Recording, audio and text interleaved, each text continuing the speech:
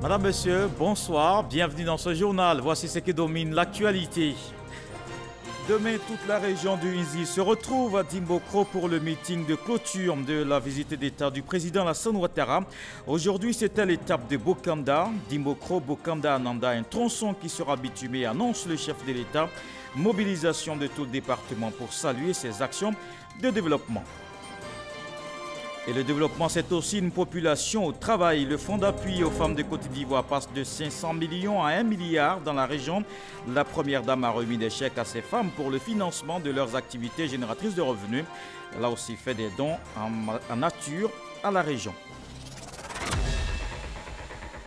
Le président Alassane Ouattara apporte le développement dans le Nzi après Kwasi Kro hier. Aujourd'hui marque la deuxième étape de sa communion avec les populations de la région, la ville de Bokanda aux allures de fête. Tout le département mobilisé pour accueillir le chef de l'État, une ferveur dont nous parle Abou Sanogo. Bokanda mobilisé pour recevoir le président de la République Alassane Ouattara. Depuis nous, on ne voit pas nos présidents à Bokanda. Cette année, on dit Adam, il vient à Bokanda. Donc, je suis très content. Je veux voir M. Ouattara, patron, notre patron. Je veux voir. C'est nos présidents. Chefs traditionnels, élus, cadres et population, tous sont sortis pour réserver un accueil des grands jours au président de la République Alassane Ouattara. C'est le président de la République. Il est à Bokanda. C'est chez moi. C'est justement parce que c'est un événement pas comme les autres que tous les cadres, tous les fils de la région et des villages se mobilisent. Bokanda aussi est quand même en droit d'attendre sa part de développement. Et c'est pour ça que la population place beaucoup d'espoir en cette visite du chef de l'État. Lui-même l'a déjà dit, il connaît le problème de la région. Nous espérons qu'il apporte des solutions. C'est une grande première et personne ne veut rater cela. Nous assistons aujourd'hui à la résurrection de notre région, notamment à la résurrection de la boucle du cacao qui, depuis des décennies, a connu une léthargie énorme.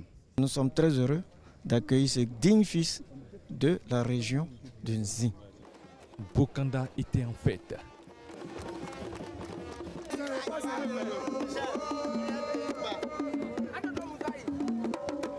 L'hôte du jour est arrivé à 10h55 à bord d'un hélicoptère. Accueilli à l'Arc de Triomphe à l'entrée de la ville par le Premier ministre Amadou Gon Coulibaly, le président du Sénat Jano Ahoussou Kouadio, le président de l'Assemblée nationale Amadou Soumaoro, le chef de l'État a eu droit aux honneurs militaires dus à son rang, suivi d'échanges de civilité avec les membres du gouvernement, les élus et cadres de Bokanda, la chefferie traditionnelle et les guides religieux. Je suis très heureux d'être à Bokanda. Bokanda, le lieu où mon aîné, mon grand frère Gaussou Ouattara, a fait donc ses débuts à l'école primaire avec mon aîné, le président Henri Konan Bédié. Donc je suis très heureux d'être dans cette ville. Et bien sûr, me rappelle des souvenirs dont me parlait mon aîné. Et c'est une belle occasion de rendre hommage aux populations et de leur dire aussi ce que nous avons commencé à faire. Nous avons des projets importants que je dévoilerai tout à l'heure. Et je vais dire aux populations de Bokanda toute notre gratitude et dire que je suis très heureux d'être là aujourd'hui. Le président de la République Alassane Ouattara, en se rendant au lieu de la cérémonie, a pu communier avec les populations de Bokanda dans toutes leurs composantes.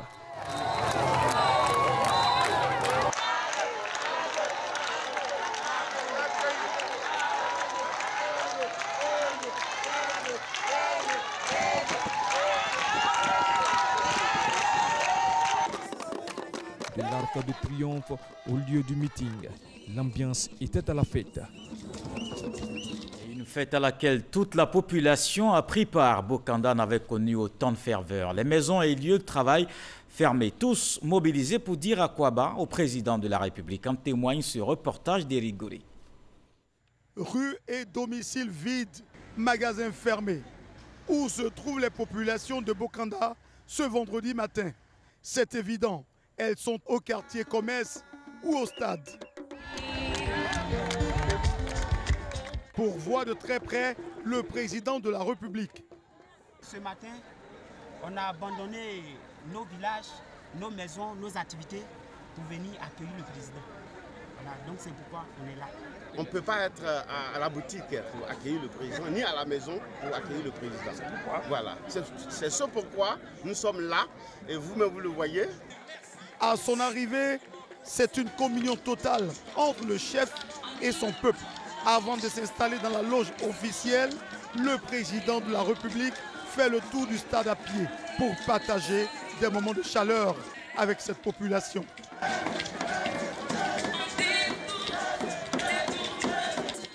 Bokanda marque l'avant-dernière étape de cette tournée de la région de Nzi. L'apothéose est prévue pour le samedi 28 septembre. Bokanda renoue désormais avec le progrès. Alassane Ouattara a animé un meeting dans la ville. Le chef de l'État veut redonner aux villes de l'ancienne boucle du cacao ses belles lettres d'antan. Le tronçon d'Imokro Bokanda Ananda sera bitumé. Plusieurs autres bonnes nouvelles annoncées. C'est le progrès qui débute ainsi dans cette ancienne ville. Le point avec Viviane Aïmé. Ce vendredi 27 septembre 2019 restera à jamais un jour historique pour Bokanda. Le département a réalisé le record de mobilisation de ses populations pour exprimer sa reconnaissance au président de la République Alassane Ouattara, qui vient redonner l'espoir à cette ville de l'ancienne boucle du cacao qui a connu l'âge d'or et qui depuis 50 ans est la délaissée. Pour l'occasion, Bokanda avait battu le rappel de tous ses fils et filles sans distinction de coloration politique. Le stade municipal, lieu du meeting, s'est avéré étroit. L'honneur est revenu au maire d'exprimer la chaleureuse bienvenue au chef de l'État. À l'instar de la Côte d'Ivoire, que votre action a rapidement guéri, Bokanda voit poindre avec votre visite la fin de sa longue période de calvaire. Un signe qui ne trompe pas, votre arrivée chez nous est précédée par une disposition inédite pour notre département. Oui, pour la première fois dans l'histoire de la Côte d'Ivoire, un fils de Bokanda siège au Conseil des ministres, en la personne de M. Kofi Nguessan Lataï, président du Conseil régional d'Unzi, qu'il vous a plu d'appeler à vos côtés en qualité de secrétaire d'État auprès du ministre de la Construction, du Logement et de l'Urbanisme, chargé du logement social. À son tour, le porte-parole des populations a souligné le caractère historique de cette visite. Excellence, Monsieur le Président de la République, votre visite à Bokanda est un événement historique de haute portée. En effet, c'est la première fois, la toute première fois, qu'un président de la République vient en visite d'État dans le département de Bokanda. Votre présence parmi nous représente pour les populations de Bokanda un honneur incommensurable. Le président de la République a rassuré quant à lui les populations que la réhabilitation de Bokanda a démarré. Faites-moi confiance, leur a-t-il dit. Chers frères, chères sœurs, chers parents, lors de ma visite ici en 2015, je vous avais présenté le plan de développement pour le département de Bokanda.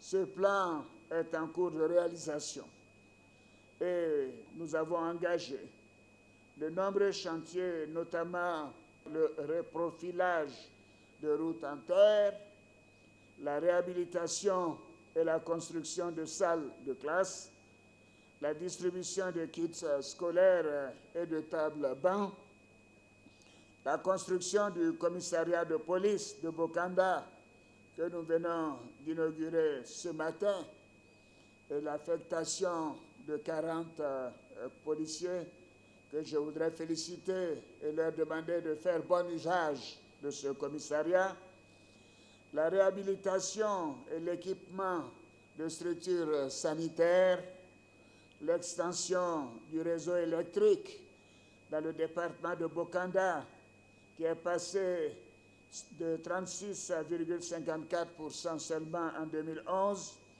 à 39,42% en 2018 et qui va atteindre environ 80% à fin 2020, je vous le promets. Oui, l'extension du réseau d'eau potable, je peux d'ores et déjà vous annoncer que nous avons bouclé le projet de renforcement de la route Dibokro-Bokanda-Ananda. Oui, et les travaux vont démarrer à la fin de cette année 2019. Et comme vous le savez, il ne peut pas y avoir de développement durable sans paix. Je voudrais donc vous exhorter tous et toutes à l'union, au rassemblement et au renforcement de la cohésion sociale. Je vous demande de continuer à cultiver les valeurs de paix, de tolérance, d'union et de fraternité si chères au président Félix Houphouët-Boigny, notre père à tous, afin que la Côte d'Ivoire continue d'avancer pour le bonheur de tous les Ivoiriens et de toutes les populations vivant en Côte d'Ivoire. La notabilité coutumière des 108 villages du département de Bokanda a intronisé le président de la République comme chef suprême, avec pour nom Nana Akpa Yasselou Kokore, et lui a remis les attributs de la chefferie Akpa de Bokanda. Pour son épouse, la première dame de Côte d'Ivoire, des attributs d'épouse du chef. 12 bœufs ont été offerts au chef de l'État, ainsi que divers produits vivriers du terroir. De son côté, Bokanda a reçu de l'État de Côte d'Ivoire des véhicules de type 4x4 pour permettre aux préfets et sous-préfets d'accomplir aisément leur mission. Plus un véhicule double cabine pour le tout premier commissariat de police de Bokanda, qui vient d'être construit et inauguré ce vendredi 27 septembre par le président de la République avant la tenue du meeting. Le président de la République a fait un don en espèces d'un montant de 17 millions de francs répartis entre les différentes composantes de la population. Bokanda, la délaissée, renoue désormais avec le progrès. Comme vous le voyez, le département s'est mobilisé pour écouter le chef de l'État. Tous étaient au stade de Bokanda. Des messages forts, des actions de développement posées, des engagements pris par le chef de l'État. Voici à présent l'expression de la satisfaction des populations. Depuis longtemps, nous avons entendu que M. le Président devait venir et nous avons souhaité sa venue. Surtout que l'accès à Dibokro-Bokanda est très difficile. Donc nous avons souhaité qu'avec sa venue, il puisse vraiment nous aider, nous soulager en faisant cette route-là pour le bien-être de la population. L'arrivée du président nous émue. On ne sait pas quel mot dire. Si tous les fonds des femmes qu'il a dit, vraiment, ça nous impressionne beaucoup. Ça nous permettra de sortir de la pauvreté d'abord, de s'occuper de nous-mêmes, de notre famille et du développement. Le bitumage, je crois, de la voie Bokanda jusqu'à Ananda, Didier-Vie. Nous avions eu à certains moments à pratiquer également ce tronçon-là, pour dire ces voies-là. Et c'est vraiment un salut, c'est vraiment un ouf de soulagement, c'est vraiment bienvenu pour la région du Nzi en particulier. On attendait vraiment cette visite. Le chef de l'État est arrivé chez nous. Il nous a donné la parole, il nous a donné la parole qu'il fallait. Les populations sont très contentes. Donc vraiment tout ce que nous pouvons souhaiter, c'est que nous souhaitons vraiment qu'il puisse réaliser effectivement toutes les promesses qu'il a tenues aux populations. Et comme il a dû le constater, la population a été mobilisée comme un seul homme pour le soutenir parce qu'il est effectivement fils de la région. Ce qui me réjouit davantage, c'est le bitumage de l'axe Dibokro-Bokanda et Bokanda-Kwasi-Kwasi-Kro. Ça va nous permettre de venir régulièrement et dans de bonnes conditions chez nous au village et dans notre département. Avec la visite d'État du président de la République, nous sommes dans le train de l'émergence. Nous démarrons notre émergence parce qu'il nous apporte le développement. Et nous ne pouvons que lui dire merci. Merci pour tout ce qu'il va faire pour nous. Et voici une œuvre déjà faite, un commissariat de police futuriste. C'est le deuxième plus grand de la Côte d'Ivoire. Il se trouve justement à Bokanda. Il comprend tous les services et répond aux normes en vigueur. Tout cela pour la sécurité et la protection civile des populations. Le président de la République a inauguré ce poste de police aujourd'hui. Kader Sogodogo. Bokanda. Il est 11h40.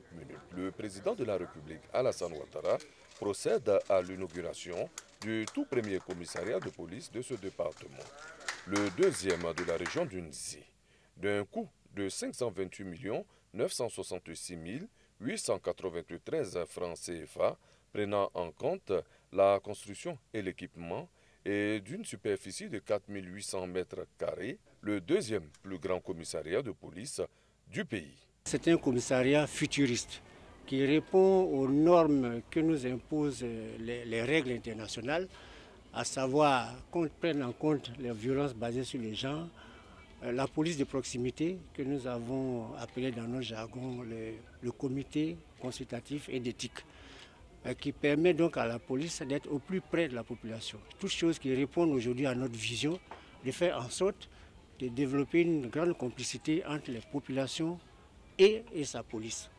Que cette confiance-là s'installe. Pour les populations de Bokanda et de toute la région du Nzi, il vient à point nommé. Notre région était soumise à l'orpaillage anarchique, ce qui a drainé beaucoup de monde. Et ce qui fait que les seules brigades de gendarmerie n'arrivent plus à encadrer la sécurité dans notre région. Et avec l'ouverture d'un commissariat de police à Bokanda, et le département le plus peuplé, vraiment je pense que ça vient renforcer la sécurité dans la région et je ne peux qu'être un homme soulagé et comblé. Avec un effectif de 45 hommes, le commissariat de police de Bokanda est fonctionnel dès son inauguration. Un poste de police pour la sécurité et de la lumière pour voir la route du développement de Bokanda. Le président de la République, Alassane Ouattara, a procédé à la mise sous tension de Blédi. C'est un quartier de plus de 1000 habitants. Alassane Ouattara a également promis de l'eau courante aux populations, nous apprend Eric Gori. Fut dans ce quartier de la commune de Bokanda, comptant 1300 habitants. Le président de la République a mis cette localité sous tension. La lumière brille désormais à Blédi. Dans quelques minutes, les habitudes changeront ici. Avec le courant, nos enfants peuvent étudier. Avec le courant, on peut avoir des frigos, des maquis. En tout cas, ça fait beaucoup de choses. Grâce à ce courant, nous pouvons regarder la télévision, s'instruire, avoir de l'eau glacée pour pouvoir consommer, se rafraîchir et avoir encore des ventilateurs pour pouvoir nous siffler.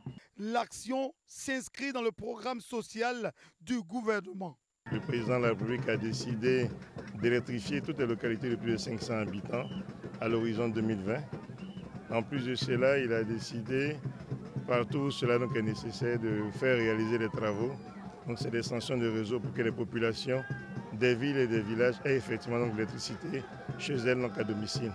Ce vaste programme d'électrification va toucher toute la région d'Unzi.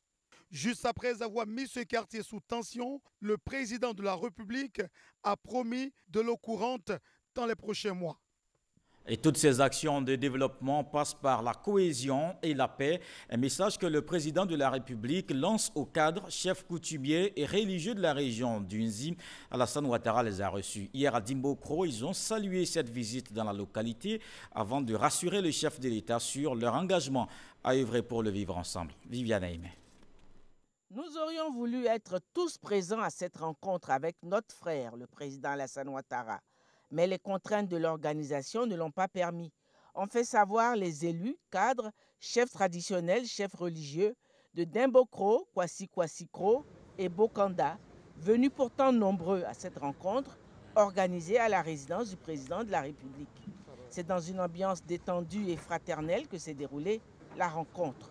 L'imam Tondosama Yaya, au nom des religieux, le délégué régional pour le Nzi du directoire de la Chambre nationale des rois et chefs traditionnels, Nana Gbengben, au nom des chefs traditionnels de la région, le secrétaire d'État Kofi Nguessan Lataille, au nom des cadres, ont traduit la joie immense de tout le Nzi de recevoir leur illustre fils. La rencontre a révélé bien des secrets sur la solidité des liens entre le président de la République Alassane Ouattara et sa région natale. Quand je suis rentré en 1999 pour être candidat, il y a eu une belle dame dans cette salle qui a été la première à payer ma caution pour la présidence de la République en l'an 2000. Eliane, voilà, Eliane, ma sœur de Dimokro, est venue me voir et dit, Président, on est tellement heureux que vous ayez décidé d'être candidat. Et avec mes autres sœurs et mes frères, nous sommes cotisés et nous allons payer votre caution. Et elle m'a effectivement amené les 20 millions de caution. L'illustre fils d'Unzi s'est longuement ouvert à ses frères sur ses projets pour sa région, sur son ambition pour son pays, la Côte d'Ivoire. Il leur a fait savoir que leur décision sera déterminante pour l'élection présidentielle de 2020. Le gouvernement actuel compte 5 cadres issus d'Unzi, les ministres Liramata Bakayoko, Danho Paulin, Touré Mamadou, Koulibaly Adama et le secrétaire d'État Kofi N'Guessan Lataille, sans compter les nombreux cadres et élus issus de la région, occupant de hautes fonctions dans les institutions de la République et dans les grandes structures publiques. Je voudrais insister, comme l'a dit Sa Majesté l'imam, sur la cohésion qui caractérise l'Unzi et plus particulièrement Dimokro. Oui, Dimokro est une ville vraiment de diversité, une ville d'entente parfaite entre les communautés et de soutien des communautés les unes aux autres. Et Dimokro a toujours vécu en parfaite harmonie. Je voudrais donc vous dire que je suis très fier de cette situation à Dimokro et je vous encourage à faire en sorte que cela continue et que la nation entière d'ailleurs puisse prendre exemple sur vous, sur les parents de Dimokro pour continuer à renforcer ce ciment de fraternité et d'amour qui caractérise Dimokro et la région d'Uzi. Merci à chacune et à chacun de vous. Pour parler maintenant du présent et de l'avenir, comme vous le savez, j'étais ici en 2015 pour l'élection présidentielle. Et je suis très fier du score que nous avons obtenu à Dimokro comme sur l'ensemble du territoire national. Et je voudrais aussi insister sur le fait que je n'ai pas encore pris de décision concernant la prochaine élection. J'attends de savoir ce que vous souhaitez avant de prendre ma décision, notamment au niveau de mon parti, au niveau du RHDP. Je peux donc vous dire que les élections de 2020 seront des élections sereines, seront des élections ouvertes et seront des élections démocratiques. Et les Ivoiriens choisiront le meilleur des fils ou des filles de Côte d'Ivoire pour continuer le travail qui est fait jusqu'en 2025 et bien au-delà. La Côte d'Ivoire regorge de cadres de grandes compétences et moi j'ai foi en l'avenir. Et j'aurai l'occasion de me prononcer sur l'élection de 2020 en temps opportun. Mais je voudrais tout simplement vous dire que dans une élection, c'est important de voir le bilan des candidats, la compétence des candidats, de voir de quoi ils sont capables. Qu'est-ce qu'ils ont fait par le passé récent? Qu'est-ce qu'ils peuvent faire pour le futur? Qu'est-ce qu'ils peuvent faire pour les populations? Comme le disait le président Houphouët, il faut choisir le bon candidat qui viendra servir la nation et non pas se servir. S'il est incontestable que le message du président de la République a été bien perçu par ses frères d'Unzi, sa visite d'État dans la région et toutes les promesses de progrès qui s'y attachent vient raffermir le lien jamais interrompu entre lui et sa région natale. Et dans cette région natale du chef de l'État, la première dame donne la joie aux femmes d'Unzi. Dominique Ouattara leur a remis aujourd'hui des chèques. Cela s'inscrit dans le cadre du fonds d'appui aux femmes de Côte d'Ivoire. La première dame a annoncé une augmentation de 500 millions de francs CFA de la dotation du FAFSI. Elle a aussi fait des dons en nature. Le point avec Mahama Traoré. L'esplanade du groupe scolaire Dieu-Lacroix de Dimbokro, bondée de femmes ce vendredi après-midi. Elles sont venues communier avec le couple présidentiel, communier autour d'un vecteur d'épanouissement, à savoir le FAFSI, le Fonds d'appui aux femmes de Côte d'Ivoire. Dans cette région, elles sont nombreuses à en avoir bénéficié. Grâce à FAFSI aujourd'hui, J'ai construit moi-même mon propre maquis qui accueille plus de 100 personnes.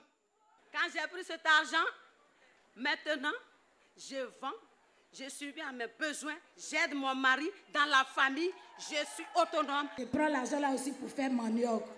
J'ai l'argent maintenant parce qu'avant je n'ai rien. Sans lui là, je ne fais rien. Donc c'est à cause de maman Dominique Ouattara, c'est à cause d'elle. Aujourd'hui je suis comme ça. Le FAFSI, c'est à ce jour 12 milliards de francs CFA de capital et 25 milliards de microcrédits alloués à plus de 200 000 femmes à travers tout le pays. Au vu d'un tel bilan, la ministre de la Femme, Ramatali Bakayoko, aussi native d'Unzi, n'a pas tari d'éloge à l'égard de l'initiatrice du FAFSI, la première dame Dominique Ouattara. Madame la première dame, les fonds importants que vous allez mettre à la disposition de vos sœurs et filles de la région d'Unzi contribueront assurément à leur autonomisation. Ils vont leur donner la possibilité de jouer pleinement leur rôle dans la société par l'amélioration de leurs conditions de vie ainsi que celles de leur famille. Avant d'annoncer la nouvelle dotation du FAFSI pour la région d'Unzi, la première dame n'a pas manqué de rappeler les efforts consentis par l'État en faveur de la promotion de la femme. Au nombre de ces efforts, l'avènement récent d'un secrétariat d'État chargé de l'autonomisation de la femme au sein du gouvernement. Depuis 2012, toujours dans l'optique de soutenir nos sœurs d'Unzi, nous leur avons déjà octroyé une dotation du FAFSI qui atteint aujourd'hui 500 millions de francs CFA. Nos sœurs qui ont mené des activités génératrices de revenus, grâce à cette dotation du FAFSI, ont pu rembourser leurs crédits à hauteur de 98,02%. Toute chose qui nous encourage à accorder aujourd'hui à nos sœurs un financement supplémentaire de 500 millions de francs CFA pour la région d'Unzi. Répartis comme suit: 200 millions à Dimbokro, 200 millions à Bokanda et 100 millions à Kwasi-Kwasi-Kro. Cette nouvelle dotation porte le budget total du FAFSI pour le développement des micro-projets de nos sœurs d'Unzi à 1 milliard de francs CFA. Pour sa part, le chef de l'État a réitéré l'engagement du gouvernement à œuvrer à la protection de la femme.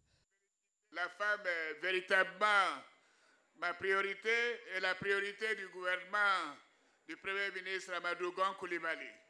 Le Code de la famille a revu totalement les choses pour donner aux femmes les mêmes droits que les hommes. Je tenais à ce que nous puissions donner aux femmes et surtout aux veuves, nos mamans quelquefois, le droit de rester dans leur maison avec le décès de leur époux. Ceci est naturel de mon point de vue. Et je vous encourage à traduire le Code de la famille pour toutes les femmes de Côte d'Ivoire, dans toutes les langues, pour que les femmes puissent connaître leurs droits. En plus de la nouvelle enveloppe FAFSI pour la région d'Unzi, la première dame a offert 500 millions de dons en matériel aux populations. Dimbokro, chef-lieu de la région d'Unzi, une ancienne gloire. La ville est justement à la recherche de son passé glorieux. L'usine Utexi, la RAN et autres fleurons qui faisaient son bonheur autrefois n'existent plus. Un lointain souvenir qui hante encore les populations aujourd'hui. Les plus anciens, eux, sont toujours nostalgiques de cette belle époque.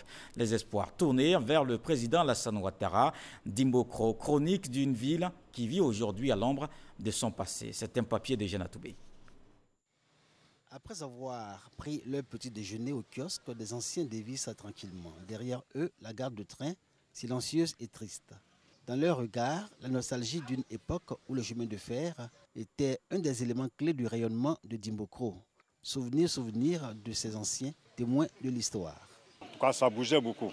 Tous les produits de Jumbo, Bonganou, Daoukro, partout ça passait ici d'abord, avant d'aller à Abidjan. Il y avait les Libanais, tout, ça marchait à ce temps. On peut voir dans le vaste domaine privé de ce qui était à l'époque la RAN régie Abidjan Niger, la première gare de train de Dimbokro. Le bâtiment de type colonial, quoique postiche, reste un des vestiges de l'histoire de Dimbokro. Et avec lui, la scierie alentour que traversaient les rails et où étaient chargés les billes de bois en direction d'Abidjan ou des pays de l'Interland. À l'époque, il y avait les rails qui quittaient à la gare là, pour venir à la scierie. Et quand ils sciaient, ils stockaient ça dans le magasin. Et les trains venaient, les gens chargeaient ça pour envoyer au Burkina, au Mali. À Dimbokro, il y a une autre usine, à part UTSI, qui emploie aussi encore des gens, qui fait le bonheur de la population. Comme l'ancienne gare de train, la première scierie, première industrie locale, est peu connue des populations de Dimbokro. À la différence de l'usine de filature et de tissage UTEXI, agonisante, souffrant de ses difficultés à s'approvisionner en coton, sa matière première. Conséquence, les machines sont à l'arrêt, une situation objet d'alarme et de larmes des personnels et de leurs familles respectives. On n'avait plus de matière première, donc la direction d'alors avait fermé pour dire que quand tout va se rétablir, ils vont faire par voie de communiqué pour appeler les travailleurs à la reprise.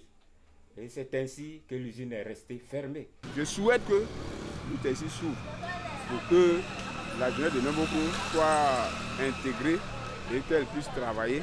En 1975, le président Félix Houphouët-Boigny inaugurait l'UTEXI. Dimbokro en ce temps-là était dans toute sa splendeur et abritait les festivités de l'an 15 de l'indépendance de la Côte d'Ivoire. La ville, pôle économique de toute une région, qui s'enorgueillait encore de son statut de boucle de cacao, va également bénéficier d'un ensemble d'infrastructures. Il y a celles qui ont résisté au temps, comme le bitume, fierté des Dimbokro-Fouet, les cités Sekoji et Sojefia, le stade municipal et la préfecture, entièrement réhabilités à la faveur de la visite d'État dans la région du Nzi du président Alassane Ouattara. Il y a aussi, hélas, les beaux gâchis. Voici ce qu'est devenu l'hôtel La Renaissance de l'ex-groupe Sieto, construit en même temps que le stade municipal Koné-Samba-Ambroise. Aujourd'hui, Dimbokro montre ses limites en matière de réceptifs hôteliers pour une promotion du tourisme local. Il y a eu au moins 5 ou 6 nouveaux hôtels qui ont eu leur existence. Ce qui nous reste à faire, c'est d'ouvrir le grand hôtel Sieto et avec le ministère, les dispositions sont en cours. Les atouts et potentiels touristiques de Dimbokro sont nombreux et indéniables. Faune, flore, nature et culture. L'histoire même. Tous ces bâtiments coloniaux ayant servi de résidence ou à l'activité économique de la région et laissés à l'abandon sont bien le témoin d'une époque. L'époque où, face au colonialisme, les populations de Dimbokro menées par un certain Koné-Samba-Ambroise écrivaient un chapitre de l'histoire de l'indépendance de la Côte d'Ivoire. Il a entendu dire que le président Foy cherche un représentant des Bourrois pour l'émancipation de la Côte d'Ivoire, combattre les colons. Et c'est par suite de cela, il s'est désiré volontaire. Il a lutté, par la grâce de Dieu, il n'est pas mort comme les autres. Il a vécu des souffrances. Pour la postérité, une stèle a été érigée dans la ville, au cimetière des martyrs, en souvenir de leur héroïsme. Tous ces martyrs morts pour la liberté ont mis la Côte d'Ivoire sur le chemin du progrès. Sont-ils pour autant fiers de Dimbokro, de là où ils reposent à jamais? Pas si sûr. Reste maintenant aux populations, à tous les acteurs participant au développement économique de Dimbokro, aux élus et aux cadres, de redorer le blason de cette ville qui aujourd'hui vit à l'ombre de son passé. Il a été construit en 1975 à la faveur de la fête nationale tournante. Le stade Koné-Samba-Ambroise à Dimbokro a fait peau neuve. Il va abriter le meeting de clôture demain samedi. Voilà pour ce soir sur la visite d'État du président Alassane Ouattara dans la région du Nzi. L'actualité, c'est aussi cette prestation des serments des membres de la commission centrale de la CEI. Les 15 étaient ce vendredi devant le Conseil constitutionnel. Ils sont issus des groupements et partis politiques au pouvoir, de l'opposition et de la société civile. Ces commissaires centraux promettent de travailler dans l'impartialité et l'indépendance. Ils ont été nommés mercredi 25 septembre lors du dernier Conseil des ministres tenu à Dimbokro. Justement, Mme Salimata Sanogo, épouse Porquet, doyenne d'âge des membres de la commission centrale de la commission électorale indépendante invite l'ensemble des membres de la commission centrale à une réunion le lundi 30 septembre 2019 à 10h précises au siège de la CEI à Abidjan de Plateau, carrefour d'Incan. Au regard de l'importance de l'ordre du jour, la présence de tous est indispensable. Ils ont passé 8 ans hors de la Côte d'Ivoire. 189 Ivoiriens mettent fin à leur exil. Ils sont rentrés hier du Ghana. Parmi eux, l'ancien ministre Léon Monnet, membre du Front populaire ivoirien. C'est un rapatriement volontaire, un retour possible grâce aux actions conjointes du ministère des Affaires étrangères et de l'Agence des Nations Unies pour les réfugiés. Et vous le savez, l'actualité dominée par la visite du président de la République dans la région du Nzi, après Kwasi Kro hier, Bokanda aujourd'hui. Demain, c'est l'apothéose. Le président Alassane Ouattara anime le meeting de clôture au stade Koné-Samba Ambroise de Dimbokro. Ce journal est terminé. Merci de l'avoir suivi. Je vous retrouve demain avec beaucoup de plaisir. Bonsoir.